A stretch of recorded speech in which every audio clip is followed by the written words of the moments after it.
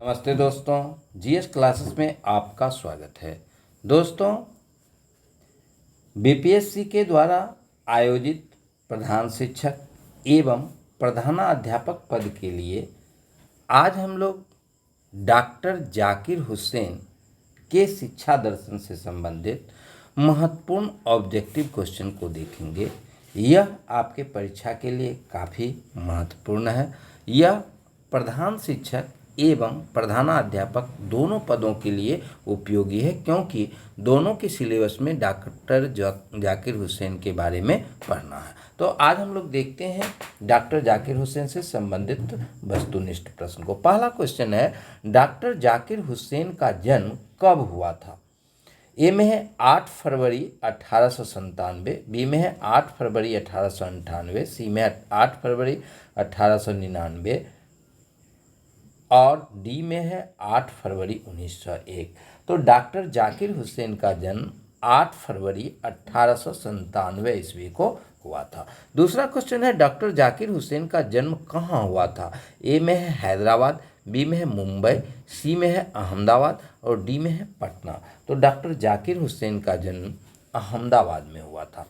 अगला क्वेश्चन है, डॉक्टर जाकिर हुसैन ने जामिया मिलिया की स्थापना कब की थी? ए में है 1919, बी में है 1920, सी में है 1921 और डी में है 1922। तो डॉक्टर जाकिर हुसैन ने जामिया मिलिया की स्थापना 1920 ईस्वी में की थी। अगला क्वेश्चन है, डॉक्टर जाकिर हुसैन बेसिक शिक्षा समिति के अध्यक्ष कब बनाए गए थे? तो डॉक्टर जाकिर हुसैन को बेसिक शिक्षा समिति का अध्यक्ष 1936 ईस्वी में बनाया गया था। अगला क्वेश्चन है, निम्नलिखित में से कौन सा कथन डॉक्टर जाकिर हुसैन के संबंध में सही है? ए में सन 1957 में वह बिहार के राज्यपाल नियुक्त हुए, बी में सन 1962 में वे भारत के उपराष्ट्रपति निर्वाचित हुए तथा सन 1967 में भारत के राष्ट्रपति निर्वाचित हुए और सी में है सन 1938 से 1950 तक वह हिंदुस्तानी तालीमी संघ सेवाग्राम के अध्यक्ष रहे और डी में है उपर्युक्त सभी। तो इसमें उपर्युक्त सभी होगा, यानी कि ऊपर जो भी विकल्प दिए गए हैं सभी सही है। अगला क्वेश्चन है, डॉक्टर जाकिर हुसैन को भारत रत्न कब प्रदान किया गया? तो डॉक्टर जाकिर हुसैन को भारत रत्न 1963 ईस्वी में प्रदान किया गया था। अगला क्वेश्चन है, निम्नलिखित में से कौन सी पुस्तक जाकिर हुसैन द्वारा नहीं लिखी गई है? ए में है कैपिटलिज्म, बी में है scope and methods of economics, C में है अब्बू खां की बकरी और डी में है गुलामगिरी। तो गुलामगिरी जो है सो डॉक्टर जाकिर हुसैन के द्वारा नहीं लिखी गई है। गुलामगिरी ज्योतिबा फूले के द्वारा लिखी गई है। अगला क्वेश्चन है, निम्नलिखित में से कौन सी पुस्तक जाकिर हुसैन के द्वारा लिखी गई है?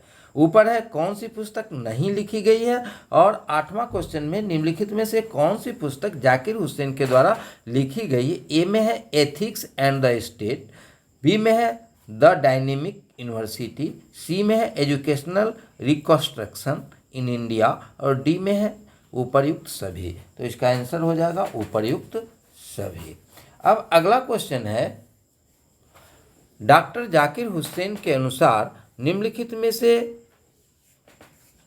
किसके द्वारा राष्ट्रीय पुनर्जागरण संभव है? ए में है संस्कृति, बी में है राष्ट्रीय चरित्र, सी में है सच्ची शिक्षा और डी में है उपर्युक्त सभी। तो इसका आंसर हो जाएगा उपर्युक्त सभी। अब हम लोग अगले क्वेश्चन को देखते हैं। अगला क्वेश्चन है, डॉक्टर जाकिर हुसैन के शिक्षा दर्शन के संबंध में निम्नलिखित में से कौन सा कथन सत्य है? ए में शिक्षा ही एकमात्र वह कारक है जो व्यक्ति का संतुलित विकास करती है, बी में शिक्षा एक सतत गतिशील प्रक्रिया है, सी में वे राष्ट्र में एकता एवं जागृति का एकमात्र साधन शिक्षा को ही मानते थे और डी में है उपर्युक्त सभी। तो इसका आंसर हो जाएगा उपर्युक्त सभी। अगला क्वेश्चन है, डॉक्टर जाकिर हुसैन ने शिक्षा को कितने स्तरों में विभाजित किया? तो उन्होंने शिक्षा को 5 स्तरों में विभाजित किया था। अगला क्वेश्चन है, डॉक्टर जाकिर हुसैन ने प्राथमिक शिक्षा में क्या सम्मिलित किया? ए में है इसमें बालक को शारीरिक विकास पर विशेष ध्यान देना चाहिए, बी में शिक्षा में रचनात्मक तथा हस्तशिल्प का विशेष स्थान होना चाहिए, सी में 6 से 12 वर्ष तक निःशुल्क शिक्षा व्यवस्था होनी चाहिए, और डी में है उपर्युक्त सभी। तो इसका आंसर हो जाएगा उपर्युक्त सभी। अगला क्वेश्चन है डॉक्टर जाकिर हुसैन के अनुसार बेहतर शिक्षा में कौन सा गुण होना चाहिए? ए में है उद्योग केंद्रित, बी में है समाज केंद्रित, सी में है प्रकृति केंद्रित, और डी में है सभी। तो इसका आंसर हो जाएगा 13 का डी सभी। अगला क्वेश्चन है जूठन निम्नलिखित में से किसकी आत्मकथा है? ए में है प्रकाश वाल्मीकि, बी में है कांचा इलैया, सी में है जाकिर हुसैन, और डी में है वेद प्रकाश। तो जूठन प्रकाश वाल्मीकि की आत्मकथा है। अगला क्वेश्चन है मैं हिंदू क्यों नहीं हूं निम्नलिखित में से किनकी रचना है? यह है कांचा इलैया।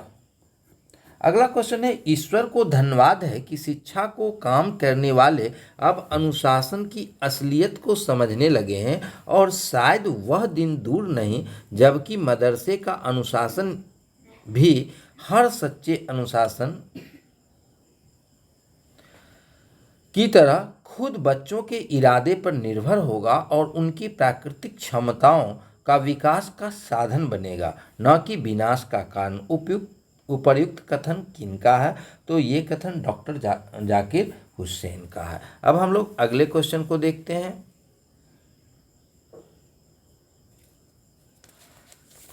अगला क्वेश्चन है डॉक्टर जाकिर हुसैन के शिक्षा दर्शन के संबंध में निम्नलिखित में से कौन सा कथन सत्य है? वे वास्तविक शिक्षा आत्मानुभूति को मानते थे, बी में शिक्षा का एकमात्र उद्देश्य जीविकोपार्जन न होकर मानव मस्तिष्क का पूर्ण विकास है, सी में शिक्षा एक सतत गतिशील प्रक्रिया, डी में उपर्युक्त सभी।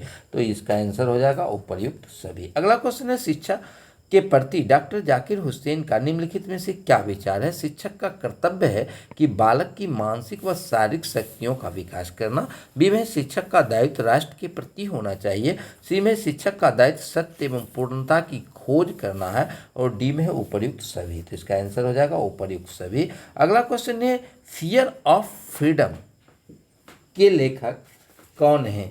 फियर ऑफ फ्रीडम के लेखक कौन है? तो फियर ऑफ फ्रीडम के लेखक एरिक फॉर्म है। अब अगला क्वेश्चन है आपके बच्चे नहीं हैं, यह कथन किनका है? तो यह कथन जो है सो खलील जिब्रान का है। याद रखेंगे, आपके बच्चे नहीं हैं, यह कथन किनका है? यह कथन जो है सो खलील जिब्रान का है। अगला क्वेश्चन है बातचीत के द्वारा बच्चे क्या सीखते हैं? ए में है स्वयं को अभिव्यक्त करना, बी में है अभिव्यक्ति को सुधारना, सी में है नए शब्दों को सीखना, और डी में है उपर्युक्त सभी। तो इसका आंसर हो जाएगा उपर्युक्त सभी। अगला क्वेश्चन है मशीन बनाना आसान है पर आदमी बनाना मुश्किल, यह कथन किसका है? तो यह कथन भी डॉक्टर जाकिर हुसैन का है। अगला क्वेश्चन है उच्च शिक्षा के संबंध में डॉक्टर हुसैन का क्या विचार था? ए में विश्वविद्यालय को स्वायत्तता मिलनी चाहिए, बी में विद्यार्थी में सत्य की खोज और जिज्ञासा को बढ़ाना, सी में है विद्यार्थी में राष्ट्रीयता की भावना का विकास, और डी में है उपर्युक्त सभी। तो इसका आंसर हो जाएगा उपर्युक्त सभी। तो ये डॉक्टर जाकिर हुसैन से संबंधित कुछ महत्वपूर्ण प्रश्न थे। अगले वीडियो में हम दूसरे विद्वान के बारे में देखेंगे और उनसे संबंधित क्वेश्चन को डालेंगे। तो आप लोग हमारे चैनल से ज़रूर जुड़ें तथा वीडियो को ज़्यादा से ज़्यादा अपने दोस्तों में शेयर करें। धन्यवाद।